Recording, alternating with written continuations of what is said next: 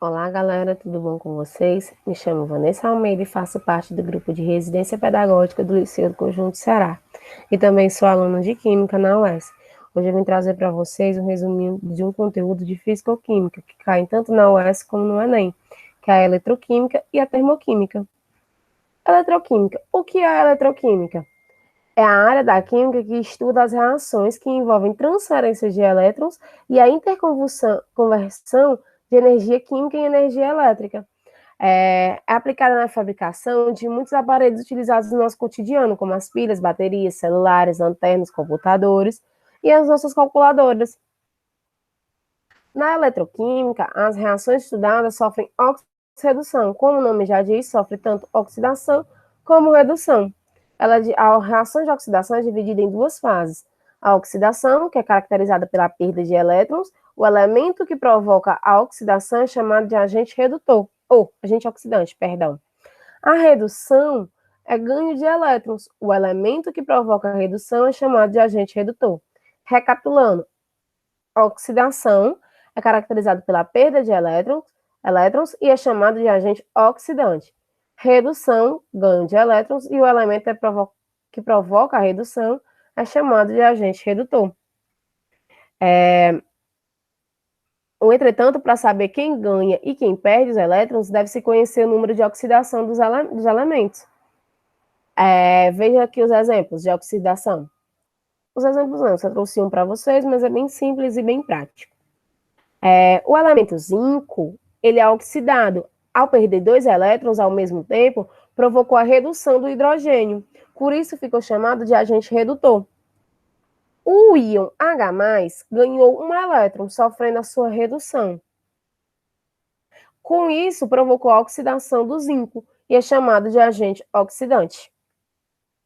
A pilha e a eletrólise. Pilhas e eletrólise. A pilha, o estudo da eletroquímica compreende que as pilhas e a eletrólise, a diferença entre os dois processos é entre a transformação de energia, que na pilha é de modo espontâneo, e vocês vão ver que na eletrólise não é.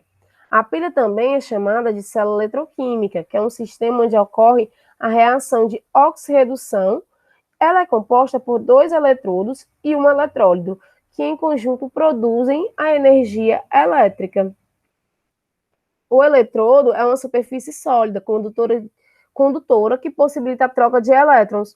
O eletrodo no qual ocorre a oxidação, ele é chamado de ânodo, e ele é representado pelo polo negativo da pilha. O eletrodo no qual sofre redução, ele é chamado de cátodo, e ele é representado pelo polo positivo da pilha. O eletrólido é essa ponte salina, na qual permite o movimento e a troca de elétrons na solução, na qual ele permite esse movimento do elétron da solução do ânodo para o cátodo. Em 1800... E aqui voltando, em 1836, John Frederick Daniel construiu esse sistema, e ele fica conhecido como a pilha de Daniel. E a eletrólise? A eletrólise converte a energia elétrica em energia química, de modo não espontâneo, provocado pela passagem de corrente elétrica vinda de fonte externa. A eletrólise ela pode ser ígnea ou aquosa. Ígnea é um processo de fusão, não há presença de água e a passagem da corrente elétrica ocorre em uma substância iônica no estado de fusão. A aquosa, o solvente ionizante utilizado é a água. A passagem elétrica ocorre através de um líquido condutor. Somente um dos cátions e um dos ânions participam desta reação. Ok? A gente vai agora falar de termoquímica. O que é a termoquímica? É a parte da química que estuda a quantidade de calor, que é a energia, envolvida nas reações químicas. A termoquímica estuda também a transferência de energia de alguns fenômenos físicos, tais como as mudanças de estado da matéria. Quando uma reação libera calor, ela é classificada como exotérmica. E quando ela absorve o calor, a reação é considerada endotérmica, perdão. Nas reações químicas, pode haver absorção e a liberação de energia, que é o calor. Essa transferência de calor é feita a partir de um corpo que tem uma temperatura mais alta para aquele que possui a temperatura mais baixa. Vocês estão vendo aqui, ó, que esse corpo A tem uma temperatura mais alta e ele vai transferir calor para esse corpo B, transformando, aí ele vai dizer para a gente se é uma reação endotérmica e exotérmica.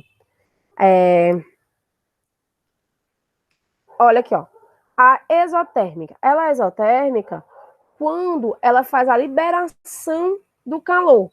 Exo, saída da temperatura, que ela libera o calor.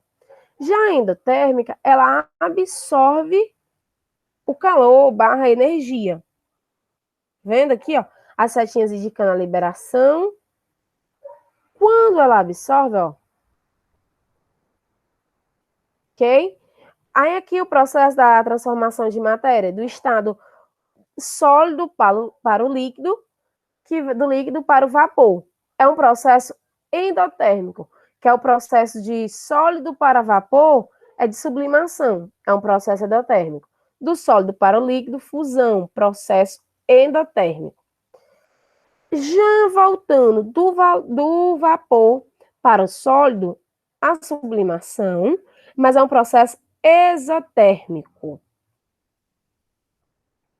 Reações endotérmicas e exotérmicas. Reações exotérmicas é a liberação de calor, como já havia dito. Um exemplo, a combustão, que ela libera luz e calor. A solidificação e a condensação liberam só calor. E a explosão de uma bomba libera calor.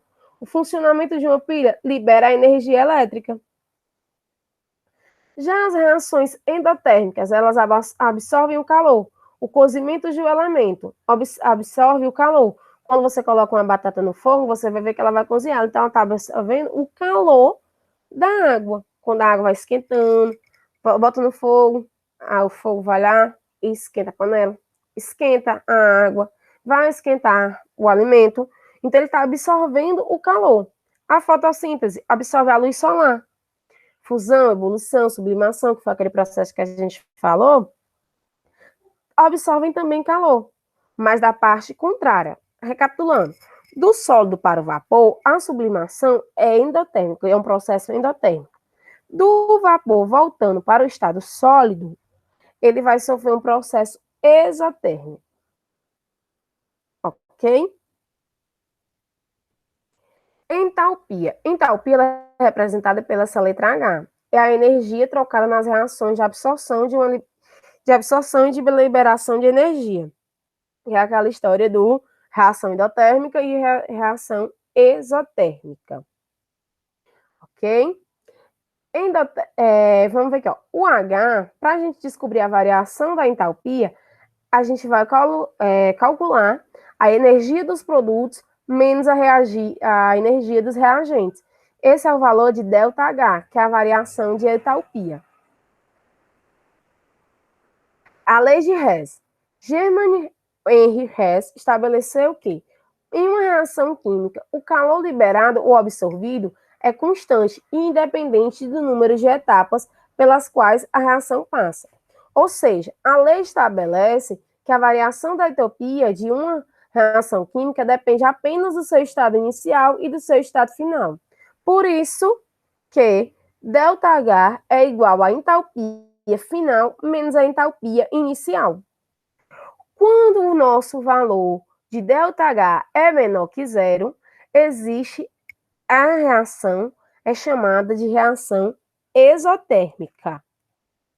E quando o ΔH é maior que zero, ela é chamada de endotérmica.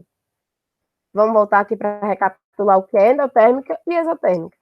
Exotérmica, liberação de calor. Processo endotérmico, absorção de calor. Ou seja, ΔH menor que zero é exotérmica. E ΔH maior que zero, endotérmica.